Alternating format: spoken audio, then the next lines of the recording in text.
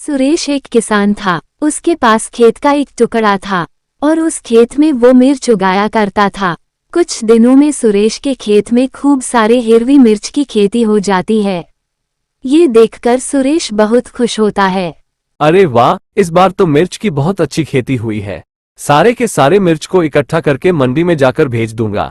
भगवान करे ऐसे ही मेरे खेत पर मिर्च की खेती होते रहे, ताकि मैं मेरे परिवार को अच्छा जीवन दे सकूं। सुरेश के गांव में तेजस नाम का आदमी रहता था। तेजस सुरेश का ही पड़ोसी था। उसे सुरेश की खेत से बहुत जलन हुआ करती थी। आखिर ऐसी क्या खेत में डालता है जो हमेशा मिर्च की अच्छी खेती हुआ करती है। अरे जितना खेत उसके पास है उतना ही तो मेरे पास भी है, और वैसे ही मिर्च की खेती वो करता है। ठीक वैसे ही मैं भी मिर्च की खेती करता हूँ, पर मेरे खेत में इतने अच्छे मिर्च नहीं होते। कहते हैं ना, इंसान जितना खुद से परेशान नहीं होता, उससे कहीं ज्यादा सामने वाले की खुशी देखकर परेशान रहता है। ठीक उसी तरह से तेजस को सुरेश की खुशियां देखी नहीं जा रही थी। तो वही सूरज अपने खेत में ही मिर्च की फसल को पानी डालता है। तभी तेजस वहां आ जाता है और तेजस सुरेश से कहता है, क्या बात है सुरेश भाई, बहुत चहक रहे हो। लगता है इस बार कुछ अच्छी ही खेती हो गई है। हाँ तेजस भाई, इस बार मिर्च की खेती कुछ ज्यादा ही अच्छी हुई है। इसीलिए मैं सोच रहा हूँ कि सारे मिर्च को इकट्ठा करके सब्जी मंडी में भेज दूं। ये सारे मिर्च ताजा है और हिरवी भी है, इसीलिए मुझे अच्छे दाम मिल जाएंगे। सही कह रहे हो तुम, तुम्हारे खेत में काफी हिरवी हिरवी बढ़िया मिर्च हुई है। और एक मेरा खेत है जहां हमेशा फीके फीके मिर्च की खेती हुआ करती है। अरे पता नहीं कौन सा शाप मिला है मेरे खेत को, जो कभी मिर्च की अच्छी पैदावार मिलती ही नहीं। तेजस भाई मेरी बात मानो तो तुम शहर से अपने खेत पर खेती करने के लिए अच्छी बीज और अच्छी खाद लेकर आओ, ताकि इससे अच्छी खेती हो, तब जाकर बात बनेगी। अगर अच्छी खेती चाहिए तो हमें अच्छी लागत भी तो लगाने पड़ेगी, तब जाकर मुनाफा मिलेगा। तुम्हें क्या लगता है मैं अपने खेत में अच्छे से काम नहीं करता और अपनी फसल को अच्छे से खाद और बीज नहीं देता? अरे खेती करने के लिए मैं तब बहुत पैसे को खर्च करता हूँ, लेकिन तब भी पता नहीं किसकी नजर लगी हुई है मेरे खेत को।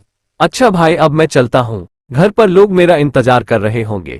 फिर कभी मिलेंगे तो आराम से बैठकर बात करेंगे। तेजस भले ही सुरेश के मुंह पर मीठी मीठी बातें कर रहा होता है, पर वह अंदर से बहुत ही ज्यादा जल भूल रहा था। थोड़ी देर बाद सुरेश अपने घर चला जाता है और घर जाने के बाद उसकी पत्नी पारो, बच्ची नीलू, वो दोनों सुरेश के पास आते हैं। माँ देखो, पापा आ गए। हाँ बेटा, देख रही हूँ कि तेरे पापा आ गए हैं। पहले अपने पापा को आराम से घर में आने तो दे। सुरेश की बच्ची नीलू अपने पापा को देखकर खुश हो जाती है। दरअसल पारो अपने परिवार के साथ अपने मायके जाना चाहती थी और इसलिए नीलू भी बहुत ज्यादा खुश थी। वो बहुत देर से सुरेश का आने का इंतजार कर रहे थे। अरे क्या बात है, लगता है बहुत देर से मेरा इंतजार हो रहा था। कोई बात है क्या? हाँ पापा, हमें आपसे बहुत जरूरी बात करनी है। अच्छा बताओ, क्या बात करनी है? अरे नीलू बेटी, अपने पापा को थोड़ा सा आराम तो करने दो।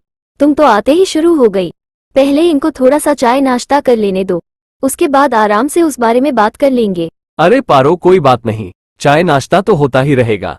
मैं पहले मेरी बेटी की बात सुनने दो, आखिर वो क्या कहना चाहती है। वो दरअसल बात है कि हम नानी के घर जाना चाहते हैं। आप हमें नानी के घर लेकर चलो ना पापा। अच्छा तो ये बात है। और नीलू बिटिया, तुम्हें पता है कि इस बार खेत में मिर्च की अच्छी खेती हुई है, और मैं जब तक सारे मिर्च मंडी में भेज नहीं देता तब तक मैं कहीं नहीं जा सकता। तुम तो जानती ही हो, और मिर्च खराब हो गई तो वो किसी की भी काम की नहीं रहेगी। हाँ तो कोई बात नहीं, आप मिर्ची को मंडी में भेज देना, उसके बाद हम चलेंगे। हाँ, मैं कुछ आदमी को लेकर खेत में जाऊंगा और सारे मिर्च तोड़कर एक बोरी में भरकर दोपहर तक मंडी में ले जाऊंगा। सुरेश ने मंडी में मिर्च को बेचने की पूरी योजना बना ली थी, इसलिए वह अपने परिवार के साथ खाना खाकर रात को सो जाता है। ठीक रात के 2 बजे सुरेश के दरवाजे पर गांव का सरपंच आता है। वो बहुत जोर से चिल्लाते हुए आवाज देता है। सुरेश उठना है और अपने दरवाजे पर आता है। अरे सुरेश भाई, आपके खेत में तो आग लग गई है। इस खबर ने सुरेश को पूरी तरह हिला डाला था।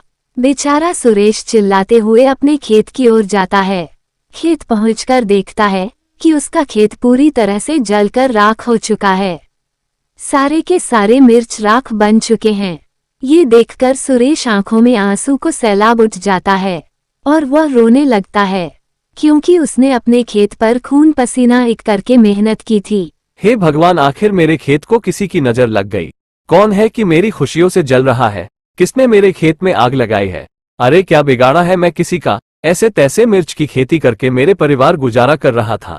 मेहनत करके मेरा जीवन जी रहा हूँ, किसी के आगे हाथ नहीं फैलाता। फिर है सब क्यों? कौन है जिसने मेरी खुशियां बर्दाश्त नहीं होती? तभी पारो और नीलू भी वहां आती है और वह लोग जैसे वैसे सुरेश को शांत करवाकर घर ले आते हैं। सुरेश के जाते ही तेजस वहां पर आता है और यह सारा नजारा देखकर मन ही मन खुश होता है।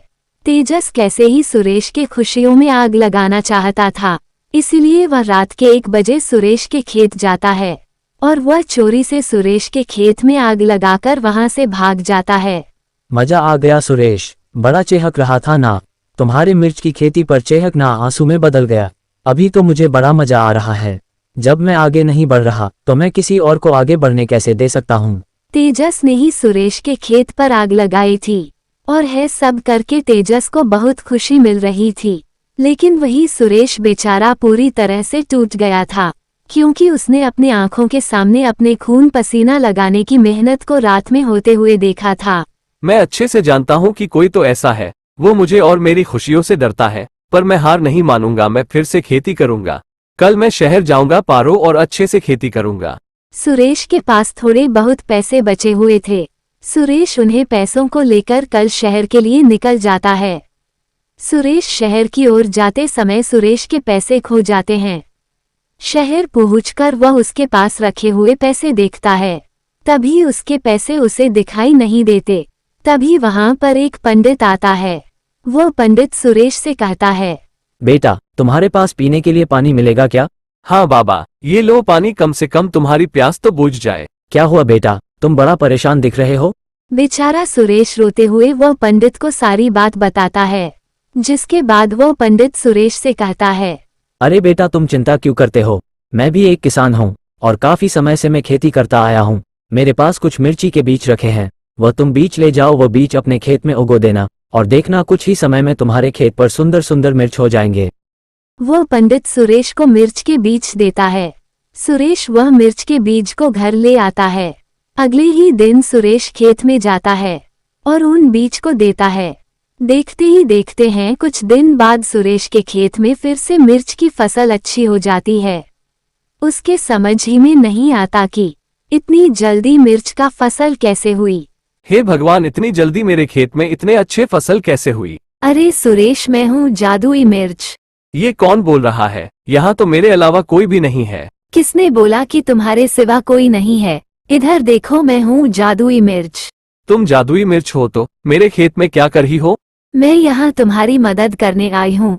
तुम भूल गए क्या सुरेश? तुमको बीज देने वाला पंडित हमारा महाराज है और उन्होंने ही हमें तुम्हारी मदद के लिए भेजा है। ये बात सुनकर सुरेश बहुत खुश हो जाता है। उसके पास सुख सुविधा आ जाती है और वह गांव का सबसे अमीर आदमी बन जाता है।